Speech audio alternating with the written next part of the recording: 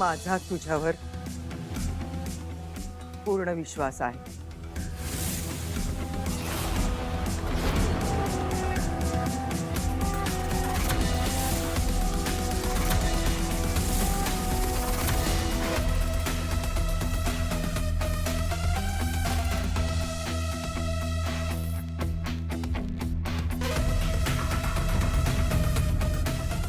तू आम्हाला सगळ्यांना फसवलंयस हे तर दिसतंय, पण ह्याच्या मागेही काही कारण असू शकतं।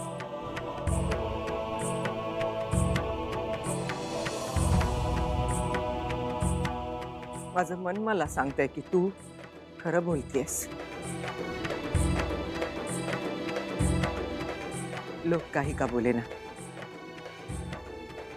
मी तुला माझी सून म्हणून स्वीकारलंय।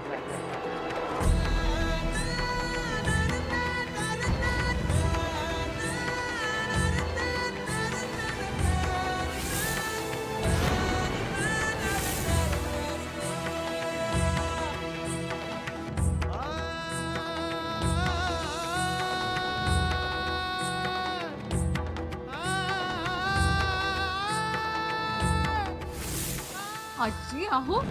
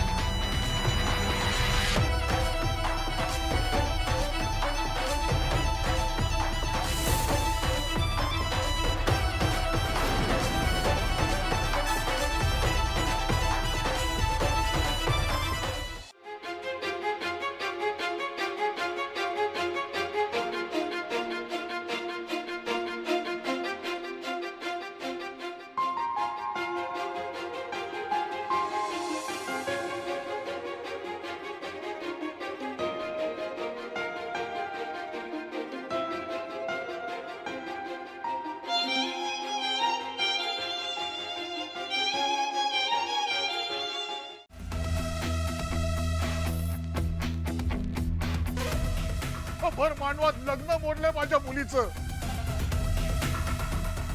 तिच्या भविष्याचा तरी विचार करा।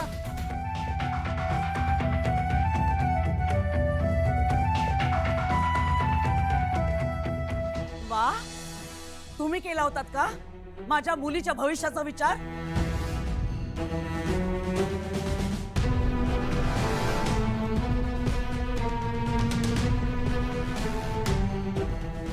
आता स्वतःच्या मुलीवर वेळ आली तेव्हा हा विचार येतो तुमच्या डोक्यात?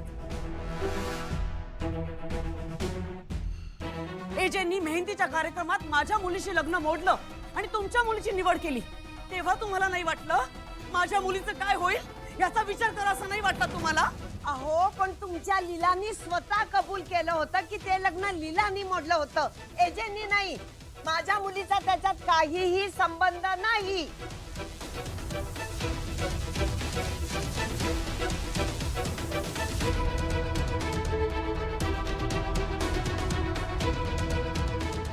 हे तुम्हाला आता असं वाटतंय? श्वेताचे आई बाबा, प्लीज माझं ऐका। जे काही घडलंय ते अत्यंत चुकीचं घडलेलं आहे, मान्य आहे मला, पण यात आपण कोणीच काहीच बदल करू शकत नाही।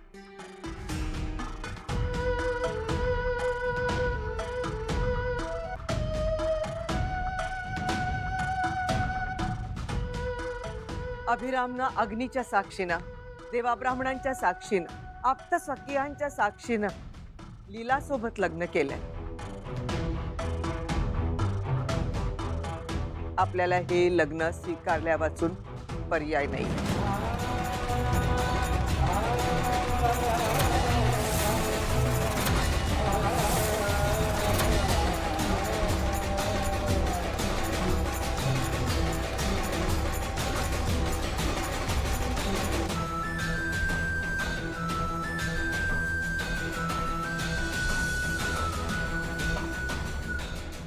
आपले सगळे आप्तस्वकीय बाहेर उभे आहेत.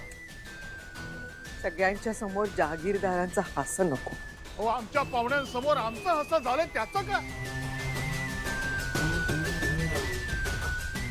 श्वेताचे बाबा, तुमच्यावर श्वेतावर खूप मोठा अन्याय झालाय.